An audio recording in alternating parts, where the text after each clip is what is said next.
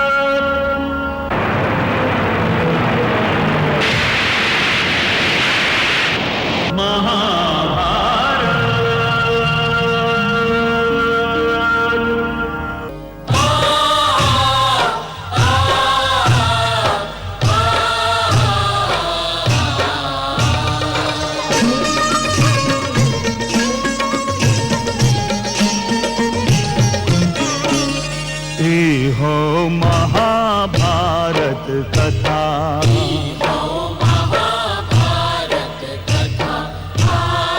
महाभारत कथा,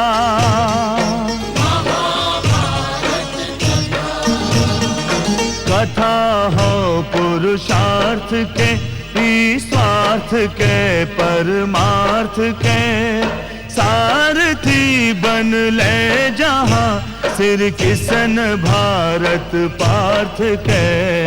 हर दिशा में शब्द गूंजन साच सार्थक सर्वथा, हर दिशा में शब्द गूंजन।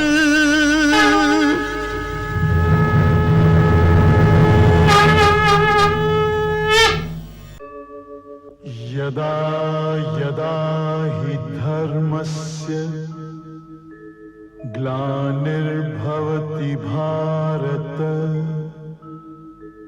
अभ्युत्थानम् अधर्मस्य तदात्मानं सृजाम्यहम्, परित्राणाय साधूनां विनाशाय च दुष्कृताम्, धर्म संस्थापनार्थाय संभवामि युगे युगे।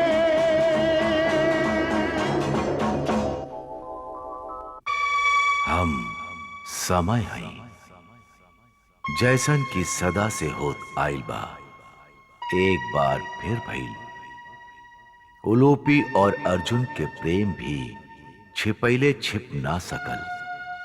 कदाचित ए भेद के निकल गईल ही अच्छा रहे, काहे कि अर्जुन जौन उद्देश्य से नागलोक आयल रहे, प्रेम ओ उद्देश्य के राह के एगो मोड़ रहे, अंत ना।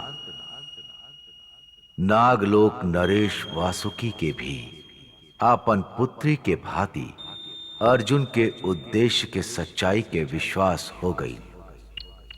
अर्जुन चांडक के परास्त करके ओकरा के क्षमा कर देले, त सबके विश्वास और भी दृढ़ हो गई कि अर्जुन के मन में शत्रुता नहीं थे और वास्तव में नागलोक के मित्र बनावे आइल बा। बाकी का समस्या के सुलझावल इतना ही सहज होखेला जितना दिखाई दे रहल बा। हम जाना तानी कि शत्रुता इतना सरलता से पीछा ना छोड़ेला। उलूपी और अर्जुन समझत रहन कि उनकर राह से सारा कांटा निकल चुकल बा, किंतु उनका ई ना पता रहे कि चांडक के देश और विश्ववाहिनी के वचन अभी तक उनकर मिलन के राह में दीवार बन के खड़ा रहे। और जब वो घड़ी आई जब अर्जुन के सामने आपन प्रेम और आपन उद्देश्य में से कोनो एगो के चुने के प्रश्न आई, तब पता चलल कि ए दीवार के गिरावल इतना आसान नहीं खे।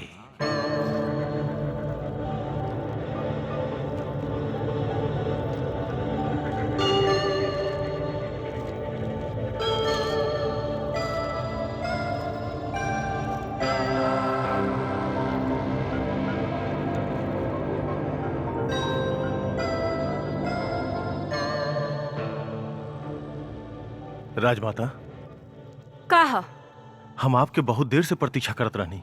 काहे? यही खातिर कि नाग लोग में आपके अतिरिक्त हमसे केहू सहानुभूति ना रखेला। परास्त हो जाए वाला व्यक्ति के साथे केहू के भला सहानुभूति होखेला?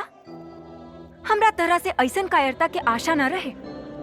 चांडक, यदि हम तरह के वचन न देले होती तो हम तहार मुख देखल भी पसंद न करती। ना राजमाता, ऐसा मत कहीं। हम तो खाली आपके वचन याद दिलावे आयल रहनी। हमके अपन वचन याद बा। परंतु राजमाता, अर्जुन राजकुमारी पे ऐसा जादू कर देले बड़े, हमरा तो भय लागेला कहीं ऊ राजकुमारी के अपहरण मत कर लेवे। चांडक, आज के पश्चात हमरा सामने एक गंदा शब्द अपहरण के प्रयोग मत करिहा। हमके पांडव से घृणा हा, किंतु हम भली भांति जानत आनी कि अर्जुन एगो शूरवीर, चित्रवान और एगो सभ्य पुरुष हा। उ कदापि ऐसन घृणित कार्य नहीं कर सकत। परंतु राजमाता, इहो तो सत्य बा कि उ नागवंशियन के वध कइले बा। ई कहानी कई बार दोहरावल जा चुकल बा और अर्जुन एकर खंडन भी कइले हा। और आप ओकर खंडन पे विश्वास कर लेनी। राजमाता, अर्जुन के अपन बात से केहू के भी मन जीत लेवे के कला आवेला, और वही कला के प्रयोग अर्जुन राजकुमारी के मन के जीते खातिर भी कइले बा। महाराज भी ओकर बात पे विश्वास कर लेले। हम तो कहता नहीं कि ऐसन व्यक्ति के नागरिक सम्मान दे के महाराज बहुत बड़ भूल कर रहल बाड़े।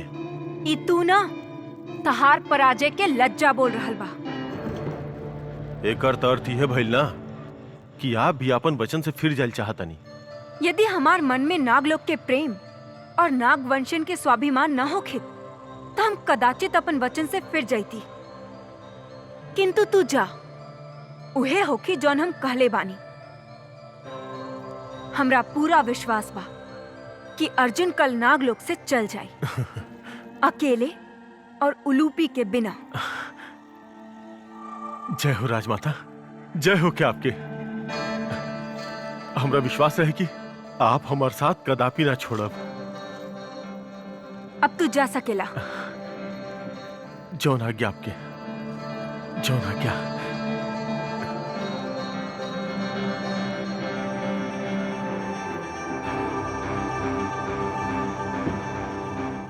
आज हम कितना प्रसन्न बानी, हम तरह के बता नहीं खी सकत।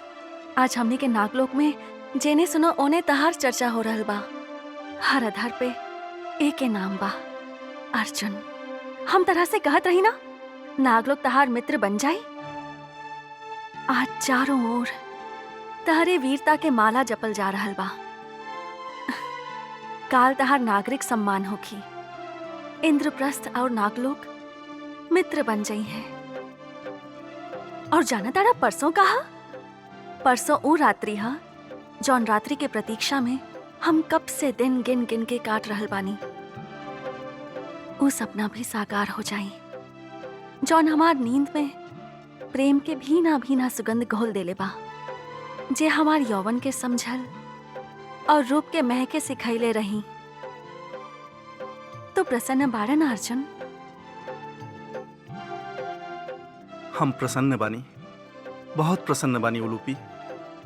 नागलोक में हमार आवे के उद्देश्य नागलोक और इंद्रप्रस्थ में मित्रता स्थापित कइल रहे, और देखा आजू हमार उद्देश्य पूर्ति के निकट बा। तहार स्वर में इतना उदासी काहे बा? तहार मुस्कान इतना बुझल बुझल काहे बा अर्जुन? कुछ ना उलूपी, कोनो बात नहीं है।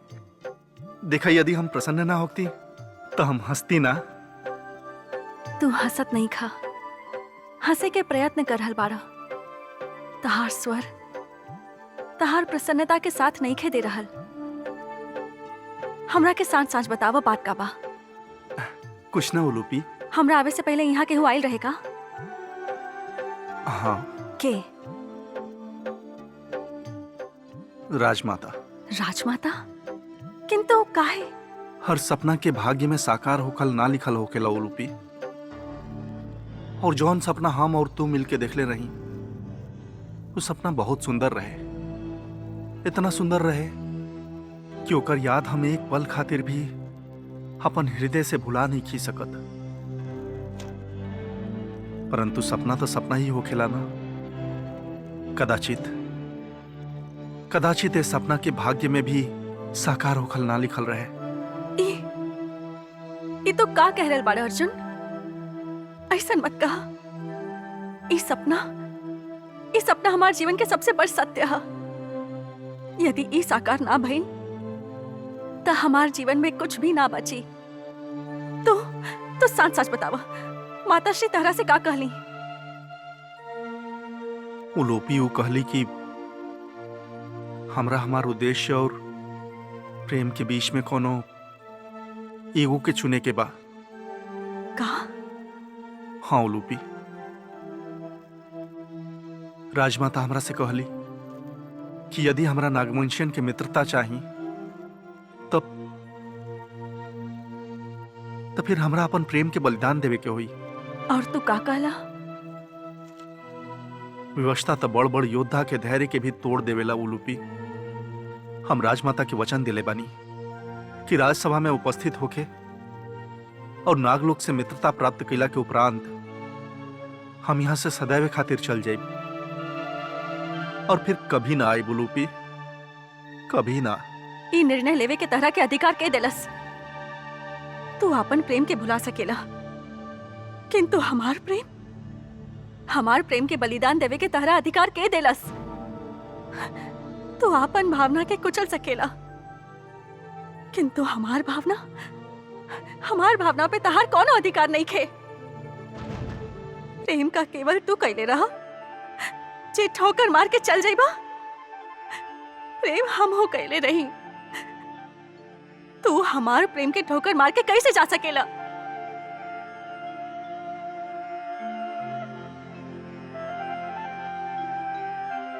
हम जानत तनी कि तारा पर का बीत रहल बा, परंतु तू ही नहीं खू जानत कि राजमाता के बाद के हमरा पर का प्रभाव भइल बा। हम विवश रही उलूपी, हम विवश रही। काहे विवश हो गईला तू? का तहार विवशता हमार भावना से अधिक मूल्यवान रहे? ना उलूपी, कदापि ना। हम तहार कोमल भावना खातिर अपन जीवन भी बलिदान कर सकीला, परंतु इंद्रप्रस्थ और नागलोक की मित्रता हमारा खातिर एगो महान आदर्श बा। और यदि यह बलिदान के कारण वर्षों पुरान बैर समाप्त हो सकेला, हमनी के आवे वाला पीढ़ी सुख और शांति के जीवन व्यतीत कर सकेला, तो एकरा खातिर बड़ से बड़ त्याग कुछ नहीं खे उलूपी। यदि मित्रता के वरदान हमनी के प्रेम के बलिदान चाहता तो हमरा ये बलिदान के गले लगावे दो उलूपी। ना। हाँ उलूपी, समझ लो हमनी के प्रेम एगो सपना रहे, बहुत सुंदर, बहुत सुहावन। एकरा के देखे खातिर सारा जीवन हमनी अपन आंख बंद रख सकत रही। जेकरा के नेत्र से अलग करे में नेत्र भी लहूलुहान हो रहल बा उलूपी। बाकी रहे तो एगो सपना ही, और जीवन के सत्य जेकर बैरी होखेला। हमरा के भुला जाए के प्रयत्न करा उलूपी। तहार नागलोक, तहार जीवन इतना कुछ दी कि हमरा के भुला देल ही सरल होखी। ना, हम तरह के भुला नहीं की सकत अर्जुन, एक पल खातिर भी भुला नहीं की सकत। हम ऐसन होके ना देब, हम ऐसन कदापि होके ना देब। उलूपी, उलूपी। प्रेम और उद्देश्य में है उद्देश्य महान। अर्जुन ने उद्देश्य पर किया प्रेम बलिदान, किया प्रेम बलिदान।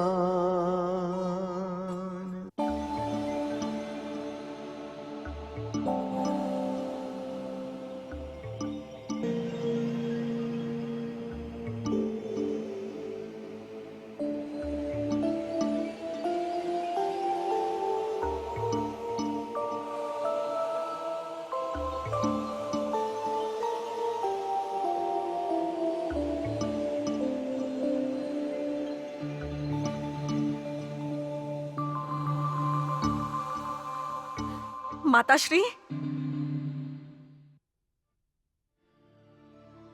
मैं लैलू अर्जुन से। हाँ, और हम सपना में भी ये आशा न कैले रही कि आप इतना निष्ठुरता से हमारे हृदय तोड़ दे। हम तरह से आशा नहीं कैले रही कि तू इतना निर्लज्जता से नागवंशन के मर्यादा तोड़ देबू। हम कोनो निर्लज्जता नहीं की कैले, हम केवल प्रेम कैले बानी। ता हमहू कोनो निष्ठुरता नहीं कैले, एगो राजमाता होके के धर्म निभाइले बानी। का राजमाता होके के इहे धर्म है कि दू को प्रेम करे वालन के अलग करता?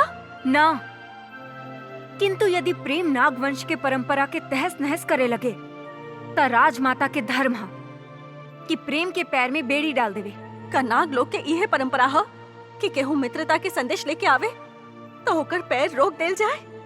का नाग लोग के इहे परंपरा है कि केहू बरसों पुरान बैर समाप्त कइल चाहे तो होकर हाथ बांध देल जाए? माताश्री, और जे मित्रता के संदेश लेके आयल बा वो हमनी के अपन मित्र बनावल चाहता। मित्रता के अर्थ ई त नइखे कि हमनी अपन अस्तित्व, अपन स्वाभिमान त्याग दी। हमनी नागवंशी हई और नागवंश के परंपरा इहे है कि नागवंश के कन्या नागवंश में ही रहस। प्रेम वंश जाति के भेद ना मानेला। हम अर्जुन से प्रेम कैले बानी और ए प्रेम खातिर वंश जाति तक का हम अपन प्राण तक त्याग सकीला। हम जानतानी कि प्रेम लोगन के पागल कर देवेला, और हम इहो जानतानी माताश्री कि घृणा लोग के अंधा बना देवेला। आप पांडवन से घृणा करीला, यही से हमार प्रेम के गला घोटल चाहतानी। किंतु हम आपके एगो बात बता दी माताश्री, यदि आप अपन मन के कईनी और अपन वंश के परंपरा निभाईनी तो हमरो अपन प्रेम के परंपरा निभावे से केहू नहीं के रोक सकत। आप भी ना। हम तहार माँ ही ना, राजमाता भी हैं। ठीक कहनी महारानी, आप केवल राजमाता हैं। राजमाता, हमार माँ ना। आप का समझतानी? हमरा ए बात के ज्ञान नहीं खे कि हम आपके पुत्री ना हैं। ई तू का कह रहल बाड़ू उलूपी? हम ठीक है तो कह रहल बानी। हम जानत तानी कि हम कौरवी पुत्री हैं। ना महाराज वासुकी हमार पिता हवे, ना आप हमार माँ। आप दोनों ही संतानहीन रही। यही से हमार माता पिता हमरा के आपके गोद में डाल देले। यदि आपके स्थान पे हमार माँ होती तो ए प्रकार हमार प्रेम के आपन पैर तले ना कुचलती। यदि हम आपके पुत्री होती तो आप हमार प्रेम के बैरी ना बनती। ये तू का कह रहल बाड़ू उलूपी? ऐसन मत कहा। हम तो सदा तहरा के अपन संतान समझ ले बानी, और एगो छोटान बात खातिर तू इतना बरस के स्नेह भूल गईलो। ई छोट बात ना हमार जीवन के प्रश्न बा। आप नाग लोक और वंश के परंपरा खातिर हमार प्रेम के बलि नहीं की चढ़ा सकत। ना, ऐसा नहीं खे। ई सत्य नहीं खे उलूपी। तो फिर सत्य का बा? त सुना, तार माँ हमरा से वचन ले रही और हम उनका के वचन दे ले रही कि तहार विवाह कोनो नागवंशी व्यक्ति से ही होगी। यही से हम चाहतानी कि तहार विवाह नागवंशी चांडक से हो जाए। चांडक से? चांडक से तो हमार जीवित शरीर के विवाह कभी नहीं की हो सकत। हाँ, यदि आप ओकरा के हमार शव भेंट कइल चाही तो हम आपके कदापि ना रोकब। निर्णय लेवे में इतना शीघ्रता मत करो उलूपी। हम जे कुछ कैले बानी बहुत सोच समझ के कैले बानी। हम तहार माँ की स्मृति के साथे विश्वासघात नइखे कर सकत। आपके याद बा कोनो ज्योतिषी हमार माँ से हमार भविष्यवाणी कइले रहे कि केहू मानव लोक से आई और हमार अपहरण करके ले जाई। हाँ याद बा। ऊ ज्योतिषी हमार भविष्यवाणी हमार भाग्य लेख पढ़ के ही कइले रहे ना। हाँ, तक आप भाग्य से लड़ सकीला, भाग्य के लेख के मिटा सकीला। यदि भाग्य हमार जीवन डोर मानव लोक के कोनो व्यक्ति के साथे जोड़ देले बा तो ओकरा के केहू नहीं के रोक सकत। वंश की परंपरा, लोक के मर्यादा और आपके स्वाभिमान मिल के भी ओकरा के रोक नहीं खे सकत। बाकी हम चांडक के वचन दे चुकल बानी कि महा अमावस्या के रात्रि के तो ओकर गला में वरमाला डालबू। माताश्री, अभी अभी तो आप नागलोक की परंपरा के बात करत रही। का नागलोक में ई परंपरा ना हा कि यहाँ हर कन्या के अपन वर चुने के अधिकार हा? और हाँ माताश्री, आपके चांडक के देल गईल वचन हमार अनुमति लेके तो ना दिले रही ना। माताश्री, यदि आप चांडक के देल गईल वचन पूरा कईनी तो एगो ना दू कन्या के जीवन नष्ट करब आप। दूगो कन्या?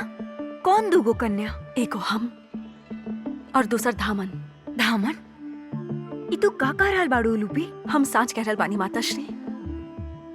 यदि चांडक के साथे हमार विवाह भइल तो हम मर जाए। यदि धामन के ओकरा साथे विवाह ना भइल तो धामन मर जाए। हम चांडक के साथे नहीं की रह सकत और धामन ओकरा बिना नहीं की रह सकत। धामन भी तो एगो नाग कन्या हिया। आपके एगो नाग कन्या के इतना चिंता बा और दूसर के कोनो ध्यान नहीं के। आप तो एगो राजमाता ही। आपके खातिर नागलोक के समस्त कन्या पुत्री के समान बाड़ी। का आप चाहतानी कि सारा संसार ये कहे कि नागलोक के राजमाता राजकन्या खातिर एगो साधारण नाग कन्या के तड़पा के मार डलली? तब फिर हम आपके देल वचन अवश्य पूरा करब। किंतु फिर ये आरोप आपके जीवन भर पीछा ना छोड़ी।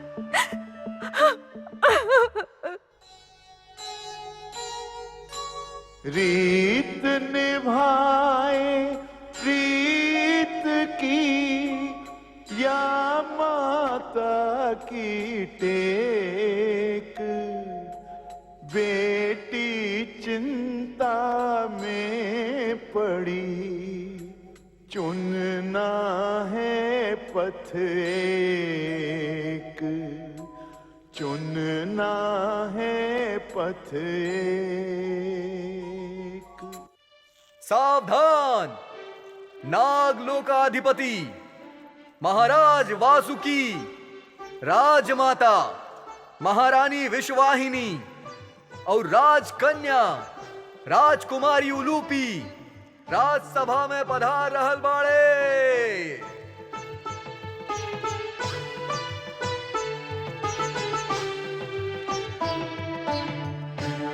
प्रिय नागवंशी लोग, आज हमनी एगो ऐसन वीर के सम्मान करे जा रहल बानी जौन संसार में एगो महान धनुर्धर मानल जाला। वास्तव में ऐसन वीर के सम्मान देके हमनी स्वयं के और समस्त नागलोक के सम्मान दे रहल बानी। ध्यान रहे कि कुछ दिन पहले हमनी ओकर वध के आदेश भी दे चुकल रही, परंतु वो अपन वीरता और उदारता के ऐसन प्रदर्शन कैलस कि हम ओकर आदर करे पर विवश हो गईनी।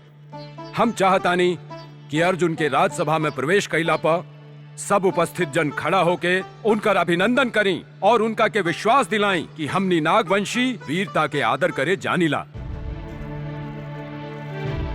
पांडुपुत्र, कुंती नंदन, सव्यसाची, महाबाहु अर्जुन राजसभा में पधार रहल बाड़े।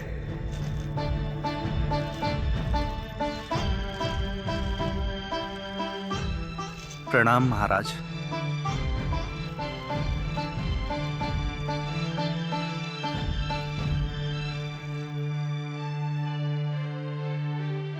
कुंती नंदन, तहार आगमन से आज ही नागलोक में चारों ओर मित्रता के सुगंध फैलल बा। तू यहाँ आके एह संदेह और शत्रुता के हमनी के हृदय से धो देला, जौन दोनों ओर नागलोक और इंद्रप्रस्थ में जीवन के दुविधाजनक बना देले रहे। हमनी के विश्वास हो गई कि तू आत्मरक्षा खातिर हमनी से युद्ध कैले रहा। खांडवदाह में तहार योगदान एगो आपन भ्रम रहे, जौन पांडवन के शत्रु मान लेवे के कारण नागवंशियन के मन में बैठ गई रहे। अब समय उ बात के भुला देवे के बाद हम आज ही घोषणा करतानी कि नागलोक और इंद्रप्रस्थ में आज जौन मित्रता बनल बा, उ आज के पश्चात कदापि ना टूटी।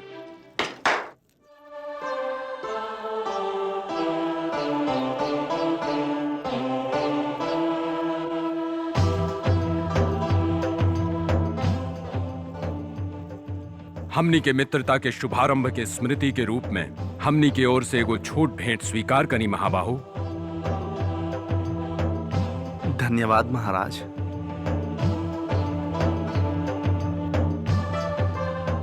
इस सज्जनता और प्रेम खातिर हम आपके और सारा नागलोक के आभारी बानी, जेकर सहयोग से हमार सपना साकार भइल बा।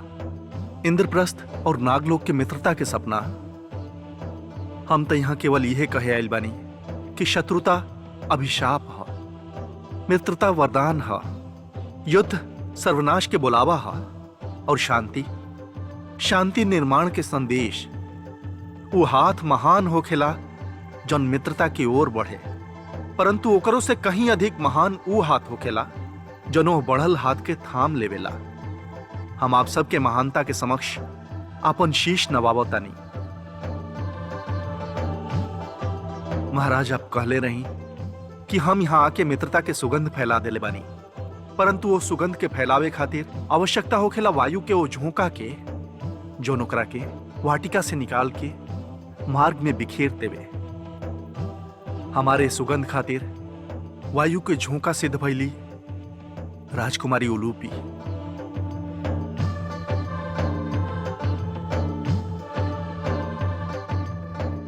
महाराज, वो हमार वध करे आयल रही, किंतु जब धैर्य से हमार बात सुन ली तो वो हमरा पर विश्वास कैली, और तबे तो हम आज आप सबके सामने अपन संदेश रखे के योग्य भइनी।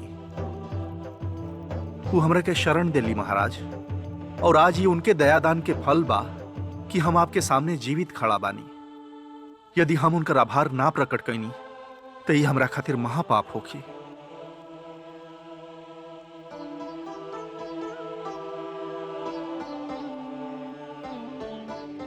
राजकुमारी उलूपी, हम आपके आभारी बानी। आपके सौजन्य, आपके सहयोग ही हमारे जीवन की उपलब्धि होगी।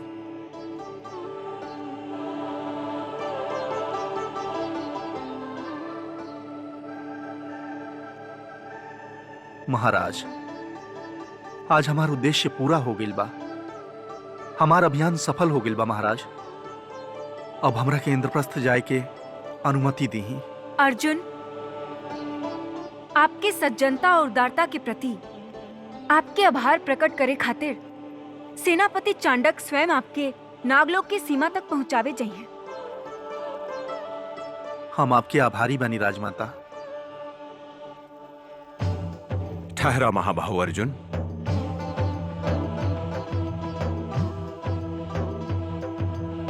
आप आज नहीं जा सकत।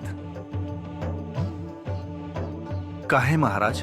काल महा अमावस्या है, नागलोक के सबसे बड़, सबसे महत्वपूर्ण उत्सव। आप ओकरा में भाग ले बिना नहीं जा सकत। आप काल के उत्सव के मुख्य अतिथि होकब।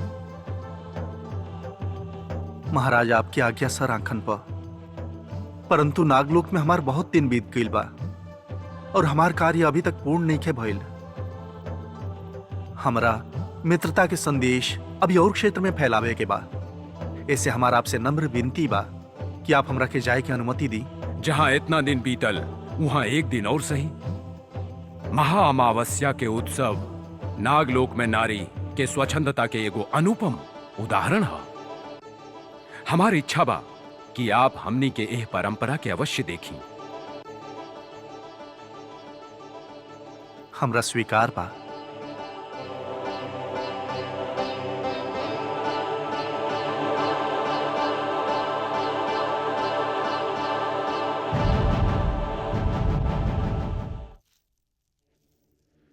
धामन,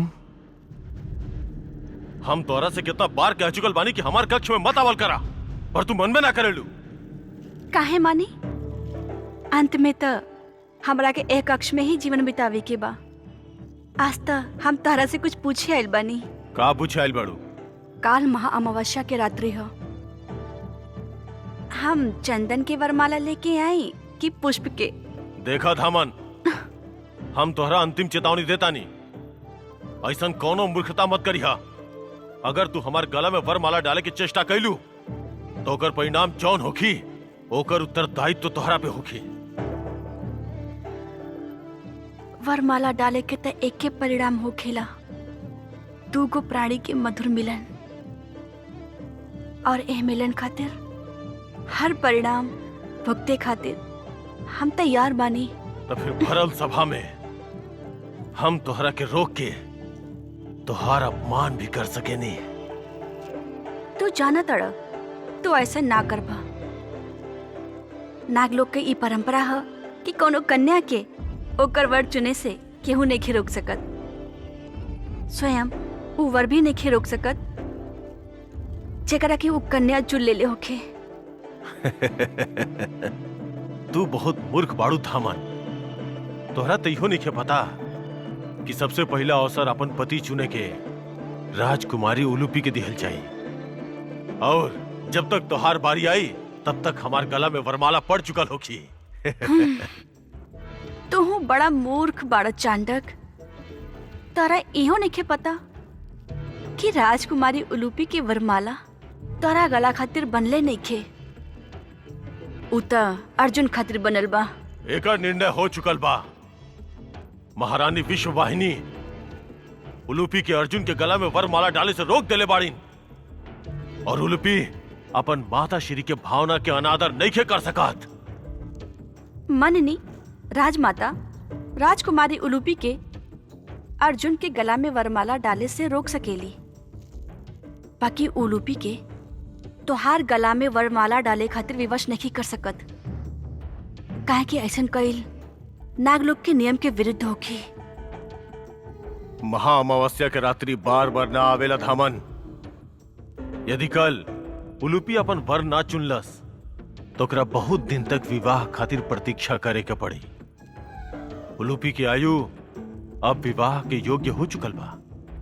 यही खातिर महाराज और महारानी अब और प्रतीक्षा नहीं कर सकत। उलूपी के हमार गला में वरमाला डाले के ही होगी। चला इहो मान लेनी, किंतु तनिक सोचा, यदि उलूपी झुंझला के कोनो और पुरुष के गला में वरमाला डाल देली ऐसन भइल तब फिर तू का कर लेब? जेकरा गला में उलूपी के वरमाला पड़ी उ त धन्य हो जाए, बाकी चांडक तू त सर खोजते रह जाइबा ना। ना, ई नहीं हो सकत। काहे नहीं हो सकत? प्रेम करे वालन से उनका प्रेम छीन लेल जाए तो उ शिशु के समान हो जाले जिनका सबसे प्रिय खिलौना ओकरा से छीन लेल गई होखे, और उ हट में कुछ भी कर सकेले। मत कर ऐसन बात, ना तो हम तो हर प्राण ले लेब। हमार प्राण ले लो, तोरा बिना जिए से तो अच्छा बा कि हम तोरा हाथे मरिए जाए। जो चल जो यहाँ से।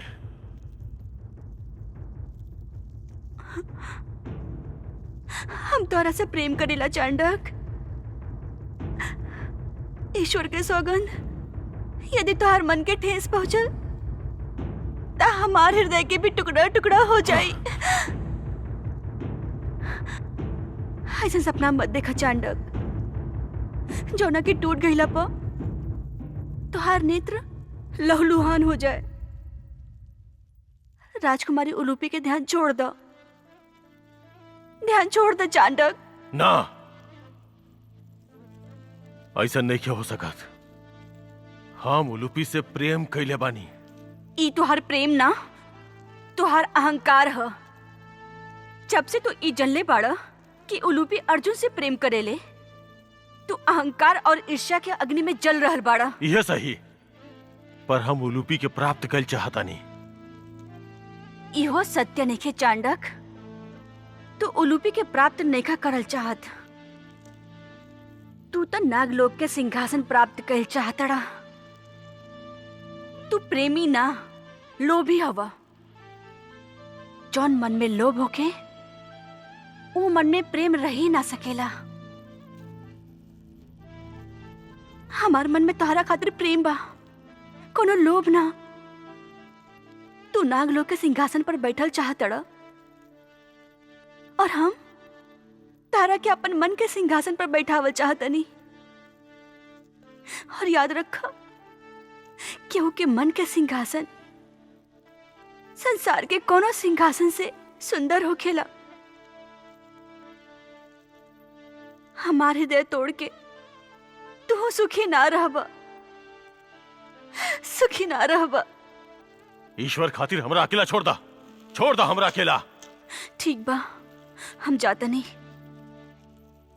एगो बात और सुन ला, राजकुमारी के मन उनका रूप से भी अधिक सुंदर बा। वो बहुत अच्छा कन्या है, बहुत दयालु, बहुत कोमल। उनका जीवन नष्ट मत करा।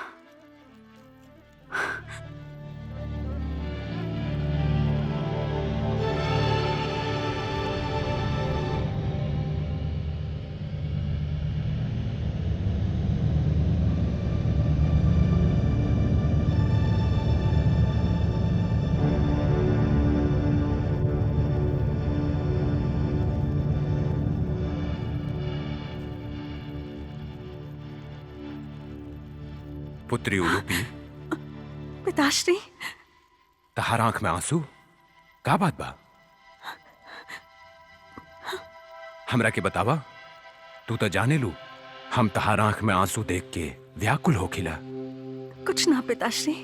तू नहीं खूब बतावल चाहता, मत बतावा। किंतु जौन पिता अपन पुत्री के भाषा ना समझेला, ओकरा स्वयं के पिता कहे के अधिकार नहीं खे।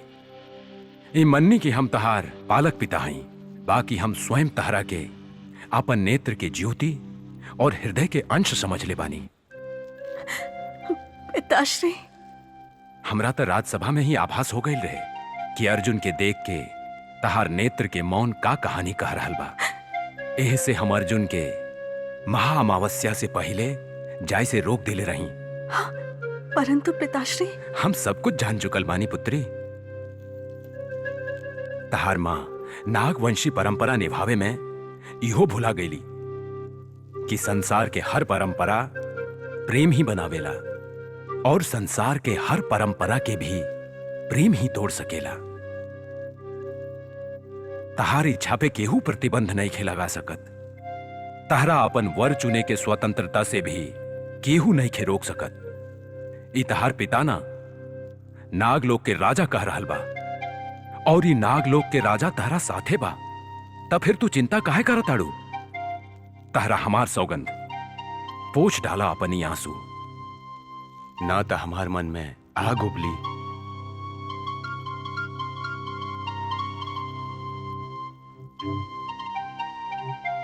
अब तनिक मुस्कुरादा। ये ठीक बा। तहार मुस्कान हमार जीवन के अमृत हा, और तहार आंसू हमरा खातिर विष के समान।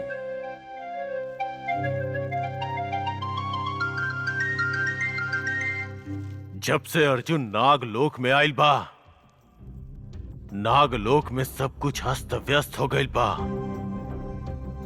वो हमार शांतिपूर्ण जीवन में उथल पुथल मचा देले बा, और अब राजकुमारी उलूपी के अपन प्रेम जाल में फंसा के हमारा आत्मसम्मान के चुनौती देले बा।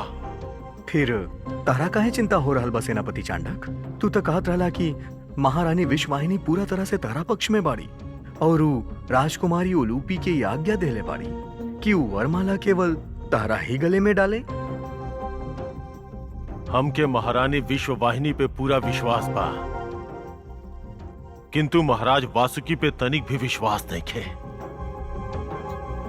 हमरा भय ई बात के बा कि कहीं महाराज उलूपी के प्रेम में मनमानी करे के अनुमति मत दे देवे, और यदि उलूपी के तनिक भी बात के संदेह हो गए कि महाराज के ओकरा से सहानुभूति बा, तो वो अर्जुन के गला में ही वरमाला डाली।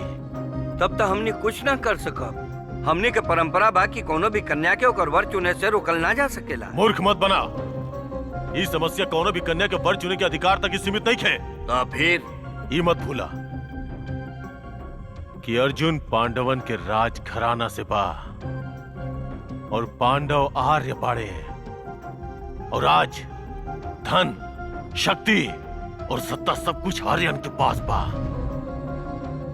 यदि अर्जुन एगो नाग कन्या के अपन प्रेम जाल में फंसा के हमनी से छीन सकेला, तो काल यही प्रकार कोनो और आर्यन अपन धन और शक्ति के सहारे कोनो नाग कन्या के हमनी से छीन के ले जाई।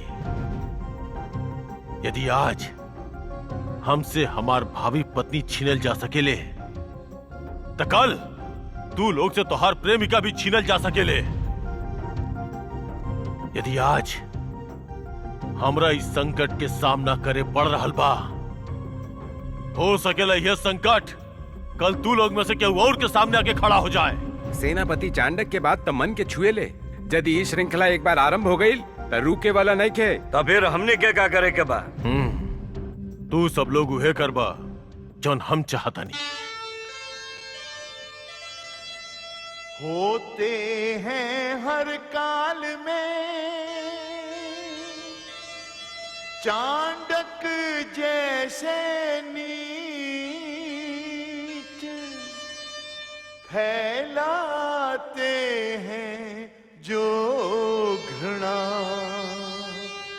मानवता के बीच। सीख हम बीते युगों से नए युग का करें स्वागत, करें स्वागत, करें स्वागत, करें स्वागत।